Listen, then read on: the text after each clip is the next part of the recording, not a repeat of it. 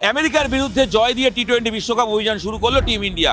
আমেরিকাকে 29 রানে হারিয়ে ভারতীয় ক্রিকেট দলের টি-20 বিশ্বকাপে অভিযান শুরু।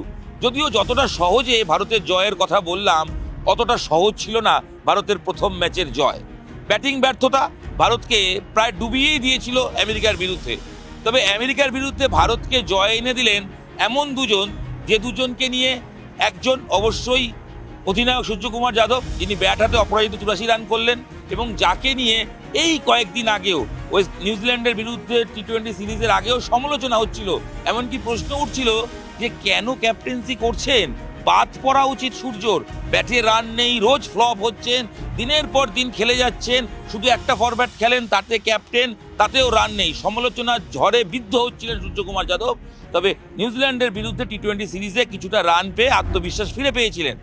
এক সেই সূর্য, আর অন্যজন মোহাম্মদ সিরাজ। 557 দিন পর টি-20 ফরম্যাটে ভারতীয় দলে কামব্যাক করলেন মোহাম্মদ সিরাজ। ভারতের প্রথম ম্যাচের 48 ঘন্টা আগেও সিরাজ জানতেন না তিনি বিশ্বকাপ খেলবেন। হ্যাঁ, এটাই তো সত্যি। আর একেই বলে, যদি ভাগ্যে থাকে আর তুমি পরিশ্রম করে যাও, তার ফল পাবেই। মোহাম্মদ সিরাজ পেলেন প্রথম ম্যাচে 3 উইকেট নিলেন, এবং 3 উইকেট নিলেন শুধু নয়, ভারতের প্রথম ম্যাচে সুযোগ পেয়ে নিজেকে প্রমাণ করে বুঝিয়ে দিলেন তিনিও তৈরি। বয়স কার্যত সংখ্যা মাত্র, আরও একবার প্রমাণ করলেন মোহাম্মদ সিরাজ। আমেরিকার বিরুদ্ধে 3 উইকেট শুধু নেওয়া নয়, আমেরিকার ব্যাটিংয়ের টপ অর্ডার পাওয়ার প্লেতেই পরপর 2 উইকেট নিয়ে কার্যত ভেঙে দিয়েছিলেন মোহাম্মদ সিরাজ। আর এই মোহাম্মদ সিরাজকেই ভারতীয় দলে রাখেননি কোচ গৌতম গম্ভীর, কারণ তার প্রিয় পাত্র হর্ষিত রানা দলে ছিল। তবে বিশ্বকাপ শুরুর আগে প্রস্তুতি ম্যাচে হর্ষিত রানা আচমকা হাঁটুর চোট পেয়ে যান। তাই কোনো উপায় না দেখে গম্ভীরের অপছন্দ হওয়া সত্ত্বেও সিরাজকেই রাখতে হয় অভিজ্ঞতার কারণে। মোহাম্মদ সিরাজ ভারতীয় দলে সুযোগ পান বিশ্বকাপ অভিযানে নামার 48 ঘন্টা আগে। 48 ঘন্টারও কম সময়, তার চেয়েও কম সময় আগে তিনি জানতে পারেন যে তাকে খেলতে হবে। তড়ি ঘড়ি ব্যাগ গুছিয়ে পৌঁছে যান মুম্বাইয়ে।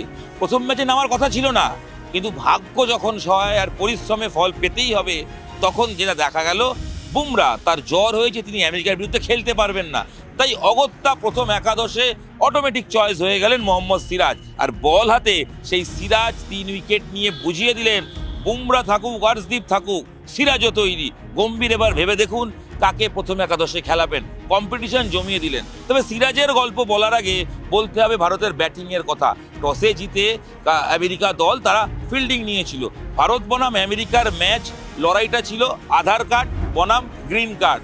মাঠে পোস্টারও দেখা গেল, কারণ আমেরিকা দলের একাধিক ক্রিকেটার যারা ভারতের হয়ে অনূর্ধ্ব 19 কোচবিহার ট্রফি পর্যায়ে খেলেছেন, রঞ্জি ট্রফির পর্যায়ে খেলেছেন, এবং এমন কিছু তাই নয়, সূর্যকুমারদের সঙ্গে একসঙ্গে খেলেছেন, এরকম একাধিক প্লেয়ার রয়েছেন।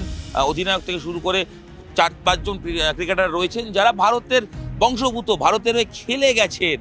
তারাই ভারতের বিরুদ্ধে লড়াই দিলেন।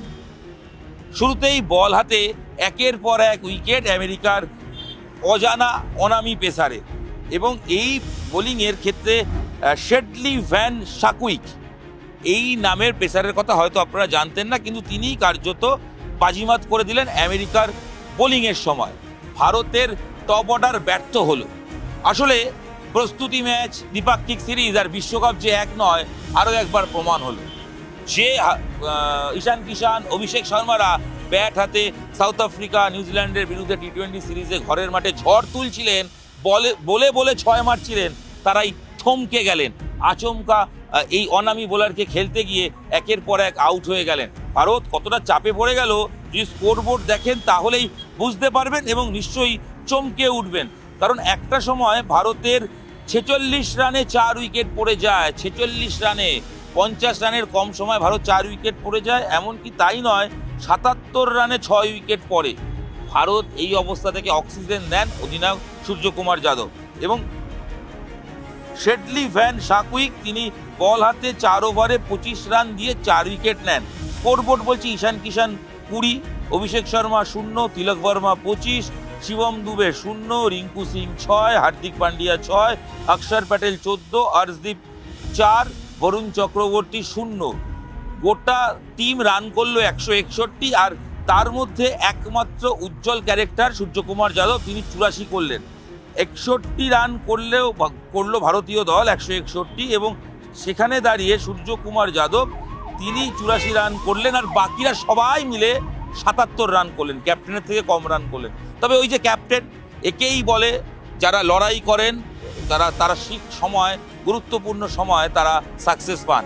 ক্যাপ্টেন নক অসাধারণ সূর্য, চাপের মুখে আমেরিকার বোলিংয়ের সামনে ভেঙে না পড়ে, যখন মনে হচ্ছিল একের পর এক উইকেট পড়ছে, 50 রানের মধ্যে 4 উইকেট চলে গেছে, 77 রানের মধ্যে 6 উইকেট চলে গেছে, সেই পরিস্থিতিতে সূর্য লড়লেন, আক্রমণ করলেন, পাল্টা আক্রমণ করলেন, শেষ ওভারে 20 রান 21 রান নিলেন এবং দলকে একটা সেফ জোনে পাঠিয়ে দিলেন। 161 রান যথেষ্ট চিন্তার জায়গা, কারণ ছোট মাঠ, তার উপরে বোলিং ডিউ ফ্যাক্টর, স্পিনারদের অসুবিধা হবে। এই রানটা চেস করতে নেমে আমেরিকার ক্ষেত্রে যদি ঠিকঠাক ব্যাটিং করতে পারে হয়তো জয় এসে যাবে, এই ভয়ে দুরু ভাব ভারতীয় ফ্যানদের মধ্যে তৈরি হয়েছিল। তবে ওই যে বললাম, যখন সমালোচিত হয়েছেন তখন মুখ বুজে লড়ে গেছেন, নিজেকে প্রস্তুতি করে গেছেন, আর সেই প্রস্তুতির ফল গুরুত্বপূর্ণ সময় পেয়েছেন ব্যাট হাতে। আর ক্রিকেট দেবতা স্ক্রিপ্ট লিখে রেখেছিলেন সিরাজের জন্য। মোহাম্মদ সিরাজ 557 দিন দেশের হয়ে টি-20 খেলেননি। 2024 সালের জুলাই মাসে শ্রীলঙ্কার বিরুদ্ধে লাস্ট টি-20 খেলেছিলেন। 18 মাসের বেশি সময়ের পর আচমকা ডাক পেয়েছেন, পৌঁছে গেছেন, পারফর্ম করলেন। কি করে করলেন জানেন? জেনে রাখুন। হায়দ্রাবাদের হয়ে ঘরোয়া ক্রিকেটে যখন সুযোগ পেয়েছেন খেলেছেন সিরাজ।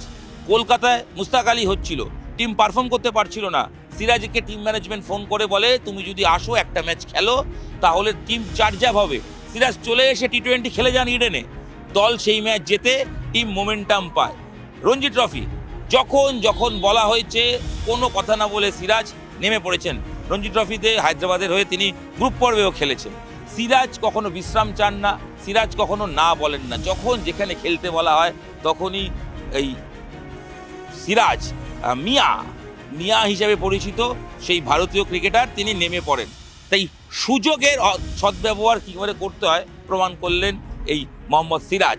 অপেক্ষা করছিলেন, প্রস্তুতি নিয়ে রেখেছিলেন, তাই ফিটনেসে কোনো সমস্যা হয়নি, কারণ তিনি তো খেলার মধ্যে ছিলেন। আর ওই ভাগ্য দেবতা, ক্রিকেট দেবতা তাকে ভাগ্য এনে দিল, দলের স্কোয়াডে ফিরিয়ে দিল, মাঠে নামিয়ে দিল এবং বল হাতে সাকসেসও পাইয়ে দিল।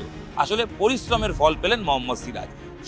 সিরাজের ব্যাট আর বলের পারফরমেন্সে আমেরিকাকে 29 রানে হারালো অবশ্যই ভারতীয় দল। তবে বোলিং বিভাগে হর্ষদীপ তিনিও 2 উইকেট, অক্ষর প্যাটেল 2 উইকেট এবং সবাই পারফর্ম করলেন। প্রথম ম্যাচ ভারত জিতল, জেতার পরেও প্রশ্ন কিছু থেকে যায়। এক, যে ব্যাটিং টপ অর্ডার নিয়ে এত কথা হচ্ছে, এত প্রশংসা হয়, সেই ব্যাটিং অর্ডার আমেরিকার বিরুদ্ধে ফ্লপ করলো কি করে? অনামি বোলারের কাছে কি করে তারা আউট হলেন?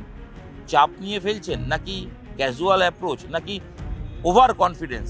ভাবতে হবে কোচ গম্ভীরকে। রোজ কিন্তু সূর্য এই একা 84-85 রান করে দেবেন না, বড় টিমের বিরুদ্ধে আচমকাই ব্যাটিং বিপদ ডেকে আনতে পারে। তাই দ্রুত এই রোগের সমস্যা সমাধান করতে হবে গম্ভীরকে, আর অবশ্যই সেটা করলে ভারতীয়র যা বোলিং লাইন আপ আছে তাতে 150, 60, 70 ডিফেন্ড করা অবশ্যই সম্ভব। তবে ব্যাটারদের পারফর্ম করতে হবে, সবাইকে ধারাবাহিক হতে হবে, এবং বিশ্বকাপ যে আলাদা একটা খেলা, আলাদা একটা সেক্টর, অন্য স্নায়ুর লড়াই, সেটাও বুঝতে হবে। আশা করি গম্ভীর দ্রুত এই নিয়ে ক্লাস নিয়ে নেবেন, কারণ সামনেই 12 তারিখ পরবর্তী ম্যাচ, তারপর ইন্ডিয়া পাকিস্তান ম্যাচ হবে কি হবে না জানা নেই, ভারত তো যাবেই। তাই সামনে পরপর ম্যাচ আসছে, সময় কম, দ্রুত ত্রুটি শুধরে নিয়ে ভারতীয় দলকে নেমে পড়ার পালা এবার। সব মিলিয়ে ভারতের জয়, আর কথায় বলে শুরু যদি ভালো হয় তাহলে শেষটাও ভালো হবে। তাই ট্রফি জিততে হবে টিম ইন্ডিয়াকে। টার্গেট দুটি, এক, বিশ্বকাপ ধরে রাখা, শেষবারের চ্যাম্পিয়ন টিম ইন্ডিয়া এবারও ট্রফি ধরে রাখতে চায়, এবং অবশ্যই প্রথমবার কোনো দেশ আয়োজক হিসেবে বিশ্বকাপ জিততে চায়, কারণ এখন পর্যন্ত বিশ্বকাপ টি-20 আয়োজক হিসেবে কেউ জিততে পারেনি। তাই ট্রফি ধরে রাখা এবং নতুন ইতিহাস সৃষ্টি করা, দুটোই লক্ষ্যে টিম ইন্ডিয়া লড়ছে। তবে প্রশংসা করতে হবে আমেরিকার ব্যাটিংকে। তারা ভারতের এই তাবর নামের বিরুদ্ধেও লড়াই করলেন, 132 রান পর্যন্ত পৌঁছলেন, এবং এই রানটা হয়তো অভিজ্ঞতা তাদের বেশি থাকলে, সর্বোচ্চ পর্যায়ে আরও বেশি ক্রিকেট খেললে, তাহলে হয়তো তারা এই রানটা চেস করে দিতে পারতেন। এইভাবেই বিশ্বকাপ খেলতে খেলতে আমেরিকা আরও অভিজ্ঞ হোক আগামী দিনে, কারণ 2024-এ পাকিস্তানকে হারিয়ে চমক দিয়েছে আমেরিকা। তাই এই বিশ্বকাপে আমেরিকা কিংবা প্রথম ম্যাচে কষ্টার্জিত জয় পাওয়া পাকিস্তানের বিরুদ্ধে খেলা নেদারল্যান্ডস, তারা যে চমক হতে পারে সেটাও কিন্তু মনে করছে বিশেষজ্ঞ মহল। সব মিলিয়ে জমজমাট বিশ্বকাপ, ভারতের জয়, পাকিস্তানের কষ্টার্জিত জয় এবং নতুন দলগুলি যে উত্থান হচ্ছে তার প্রমাণ পাওয়া। সব মিলিয়ে বিশ্বকাপের ইন্ডিয়ার প্রথম ম্যাচের ম্যাচ রিপোর্ট আপনাদের সামনে। আশা করি ম্যাচ রিপোর্ট আপনাদের ভালো লেগেছে। কীরকম লাগলো ম্যাচের বিশ্লেষণ জানান, ভালো লাগলে শেয়ার করুন, মতামত জানান, আর অবশ্যই নিউজ18 বাংলা ডিজিটাল দেখতে থাকুন। আপনাদের সঙ্গে আমি ইরণ রায় বর্মন ছিলাম। ভিডিও এখানেই শেষ করছি, দেখা হচ্ছে পরবর্তী ভিডিও। সঙ্গে থাকুন, দেখতে থাকুন নিউজ18 বাংলা ডিজিটাল এবং টি20 বিশ্বকাপের যাবতীয় খবর দেখার জন্য চোখ থাকুক আপনার প্রিয় মুঠোফোনে নিউজ18 বাংলার পেজে। ধন্যবাদ।